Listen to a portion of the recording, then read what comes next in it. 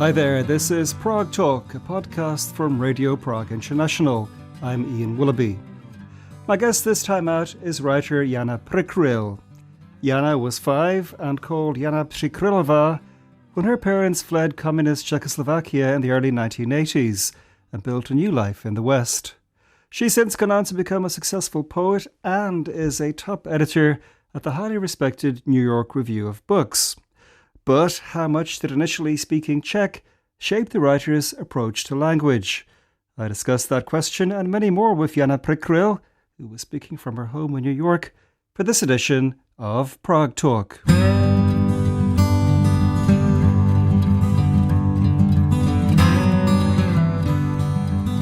Please tell us something about your background. Your family got out of communist Czechoslovakia in 1980 or 1981 after escaping through Yugoslavia. What had your folks been doing in Czechoslovakia before they left the country? Right. It was 1980 that we escaped. My dad had been working as an engineer at what was called Bohumín in Ostrava. And my mom also, she was a metallurgist. So she was also working full time. Yeah, and they were, they were very ordinary middle class citizens. They weren't doing anything at all political. But my dad had wanted to get out for some years, and he actually tried to leave legally 10 years earlier in 1970. He sort of, bribed the right number of people, and he got permission to take a temporary position in Glasgow, of all places. The plan was that he was going to drive out of Czechoslovakia and then, I guess, take a ferry across the channel and up through the UK. And his wife and son, that was his first wife, were going to join him afterwards. And in any case, in 1970, he was stopped at the border and held for a couple of days and interrogated. And ultimately, they didn't allow him to leave. He always thought that it was that he was basically targeted by an envious colleague at work. You were about 5 years old in 1980. Do you have memories of your Czech life? I do. I think because the departure was so absolute, I didn't go back again until I was 14. And at that point, I went back alone in the summer of 1989, just months before the Velvet Revolution. And, my parents were not able to go back at that point because they would have been arrested. And I myself had to give up my citizenship in order to go back safely. But so it was a very distinct line. And so I remember many things. The apartment we lived in, the neighborhood, the park nearby, my nursery school, my nanny, various relatives. I mean, the things you would expect a 5-year-old to have taken in. But I do remember, a certain kind of tension in the air. I remember my parents arguing, which I think was directly related to the decision to leave. And for you, was it a wrench? Was it exciting? Was it both at that age? At first, it was just baffling. I mean, I remember being told that we were going to be moving countries. We would be moving to a new country. And I remember distinctly asking, what is a country? What does this mean? And then, of course, we arrived in Austria thanks to the extreme kindness and generosity of an old friend of my father's who had settled in this village in Austria, basically told us to come to their house, and they put us up for 2 months. And it was hard to learn a new language. There was a great sort of extended experience of bafflement, I think. But when you're 5 and 6, you're also just highly adaptable as well as impressionable. So it was lovely in Austria. I remember adoring the sort of new routine there. And I didn't feel any I don't remember in any case feeling any sense of homesickness or sorrow about what had been left behind, which I guess is kind of surprising in retrospect. After a year or so in Austria, your family settled in Canada. How was the actual reality for your parents of living in a foreign country and adapting to this new environment? Well, I think it was very different for each of them. The whole idea to move had been my dad's, and the whole impetus had been his. And I think my mom sort of went along reluctantly.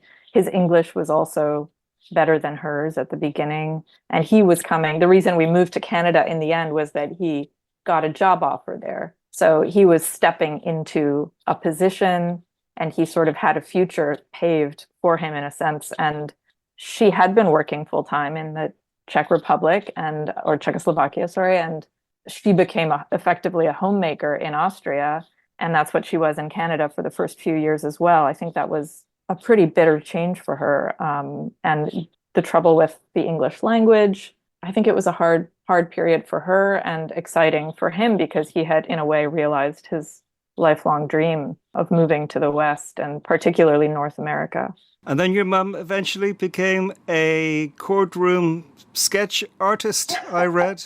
Oh, you've done your research. Yes. Well, first she actually got a job at the local university as a metallurgist. It was part-time while I was growing up, but she did eventually work for at least a decade using her degree and her knowledge as a scientist.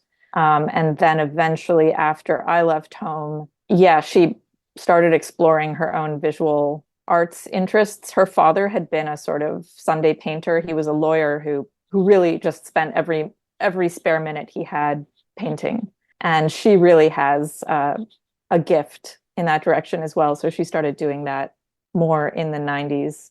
Yeah, so I think it took her a few years, but I don't think either of my parents regretted the move in the end. In fact, they moved back to the Czech Republic in the early 2000s, the early aughts, again, for a position that my dad had for a couple of years. And I think it was a sort of interesting novelty for them. But curiously, I don't think they ever felt like they might move back permanently.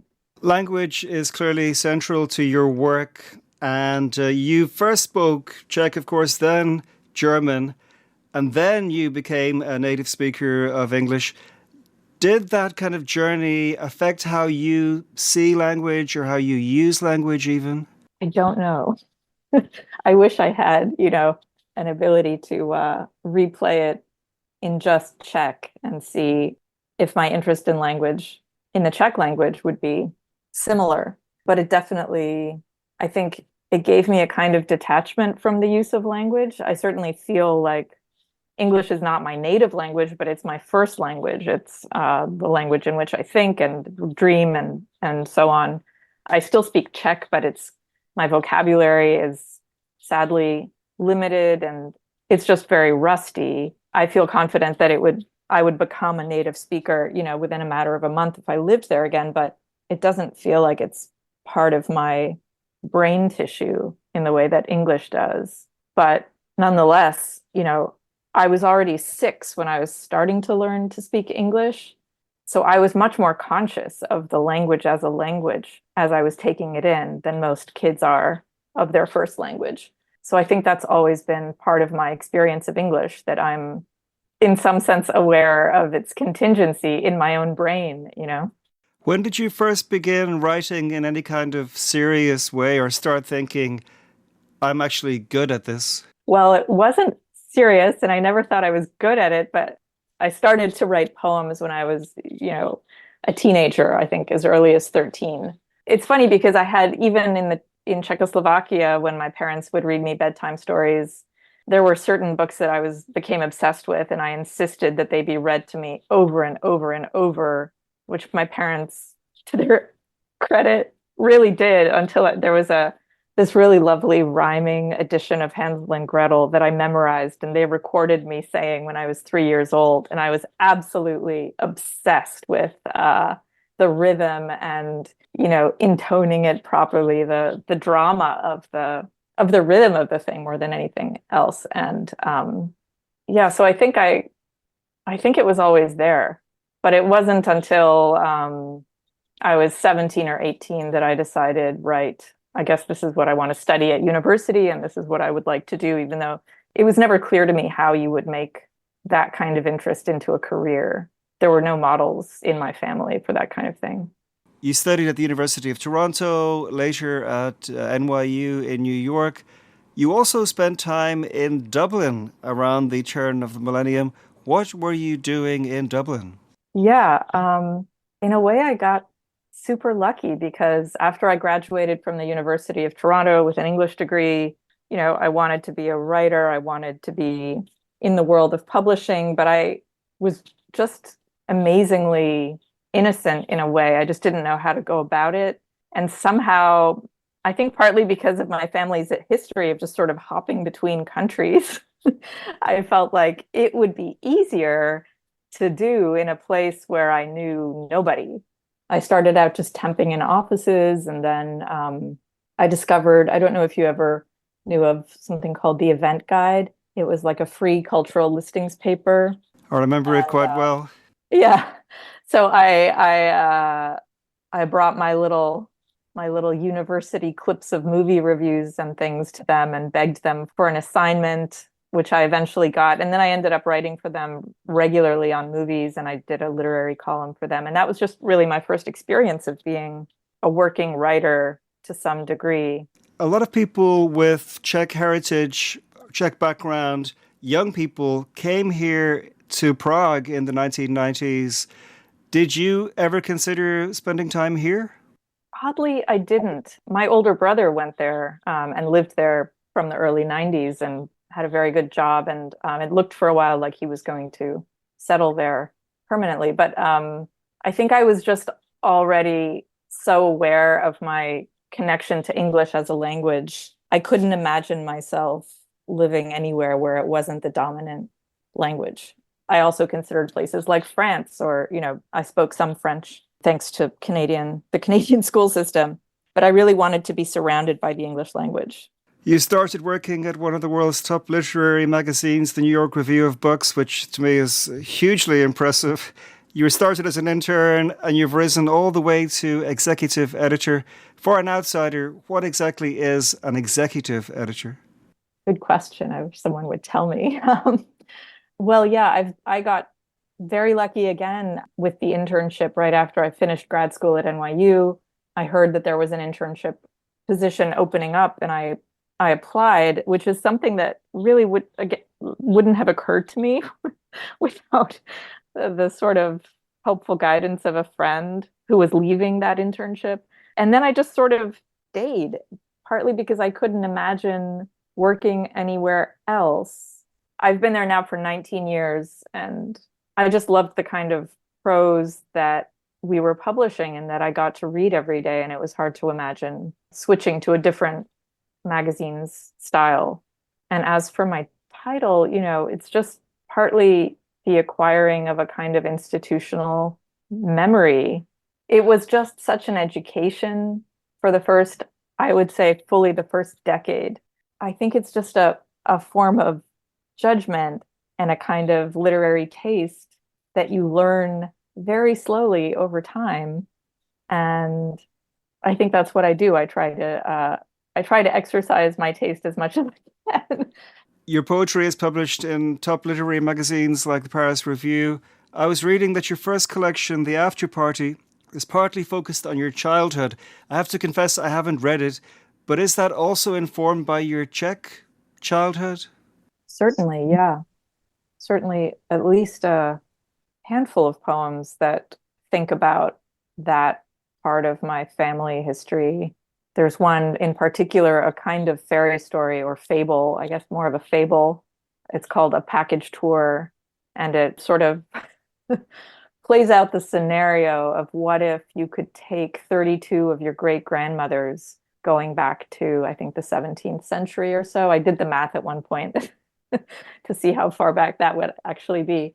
If you could gather them all up and take them on a bus tour, say, of Europe, which was kind of my attempt to think through what it means to have a different kind of background in North America. I think I certainly feel slightly different from most, Scots-Irish background, Anglo-Irish background North Americans. But what does that really mean? Because when you look back farther and farther into your family's background, I found with my own ancestors, harder and harder to, quote, identify with anyone. And the differences become, I think, more interesting than the similarities. Another question, do you often visit Czechia? And if so, how do you find it when you're here? Sadly, I don't get to visit anywhere near as often as I would like. It's just hard for me to travel. I have an 8-year-old son and a full-time job, and it's just hard to get away as regularly as I would like. But all of my extended family is still there. My half-sister, my sister, lives in Prague, and I'm in touch with her certainly regularly. The last time I was there, I mean, it's kind of shocking to me, but I haven't been there since 2012, and that was a very brief visit. But my impression at that point was that it did seem radically changed from even the visit before then. I think really my dominant memories of the place from my early childhood and then that visit in the late 80s before the revolution are really foundational. It's hard to shake those memories of the place. Maybe this is a really silly question, but do you ever think about if your parents hadn't made that decision to escape from Czechoslovakia, or if they had failed to achieve that goal, that you today would be Jana Přikrylová, not Jana Prikryl, the different life you would have lived? I do think about that. And oddly, mainly all I think about in that sort of counterfactual is the English language. I'm sort of unable to conceive of what my life in the Czech Republic would look like in any kind of detail. But I'm always struck by the incredible luck of my having learned English. I think it's become such a central feature of my own, inner sense of myself that it's amazing to think that I might well not have been someone who expressed themselves in this way. And it's very hard to imagine who I would have been without it. So, although it's funny because a lot of my, quite often in sort of everyday life, a Czech word will pop up in my brain as being the right word for something, like more right than the English word. Even so, even though I think in English and so on. So I do feel this frequent tug between like the particular ways that the world ought to be conceived.